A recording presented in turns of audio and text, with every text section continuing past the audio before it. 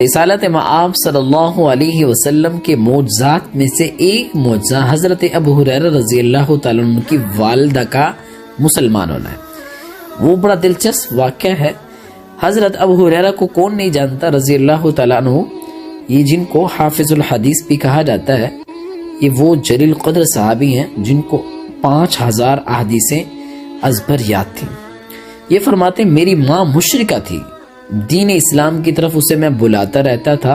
ایک دن میں نے اس کو اسلام کی طرف بلایا ہے، اس کو دعوت دی۔ وہ نبی کریم صلی اللہ علیہ وسلم کی شان میں گستاخی کرنے لگی۔ مجھے اتنا تکلیف پہنچی اور میں روتا رہا، اور نبی کریم صلی اللہ علیہ وسلم کی خدمت میں حاضر ہو کر عرض کیا کہ اے اللہ کے رسول صلی اللہ علیہ وسلم، میری ماں کے لیے ہدایت کی دعا فرمائیں۔ قربان جائے نبی کریم صلی اللہ علیہ وسلم کی ذات اقدس پر کیا انہوں نے دعا فرمائی۔ انہوں نے دعا کی اے اللہ ابو ہریرہ کی ماں کو ہدایت دے، اہدی ابو ہریرہ تھا۔ ابو ہریرہ کے لیے جب دعا کی تو آپ صلی اللہ علیہ وسلم کی یہ دعا سن کرنا ابو ہریرہ کہتے ہیں میں بڑی خوشی ہوئی، میں خوشی خوشی اپنے گھر لوٹا، دیکھا کہ میرے گھر کا دروازہ بند ہے اور میری ماں میرے پاؤں کی آہٹ سے اندازہ لگا لیا کہ ابو ہریرہ آ رہا ہے۔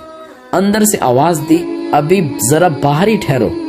اسی دوران میں پانی گرنے کی آواز سنی، چنانچہ ماں نے نہا کر دروازہ کھولا اور کلمہ شہادت پڑھ کر مسلمان ہو گئی۔ مجھے اتنی خوشی ہوئی اور خوشی کے میرے آنسو نکل آئے اور میں رونے لگا، اور میں روتا ہوا نبی کریم صلی اللہ علیہ وسلم کی خدمت میں پہنچا اور خبر سنائی تو نبی کریم صلی اللہ علیہ وسلم نے اللہ تعالیٰ کی تعریف میں لگ گئے اور اللہ تعالیٰ کی حمد کرنے لگے۔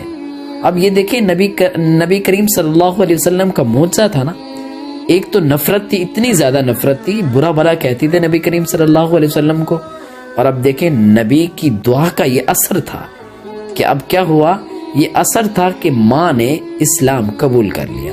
یہ نبی کا معجزہ تھا۔ تو نبی کریم صلی اللہ علیہ وسلم کے بہت سارے معجزہ تھے، لیکن ابو ہریرہ رضی اللہ تعالیٰ عنہ کے لیے ان کی ماں کا مسلمان ہونا نبی کی دعا کا یہ اثر تھا۔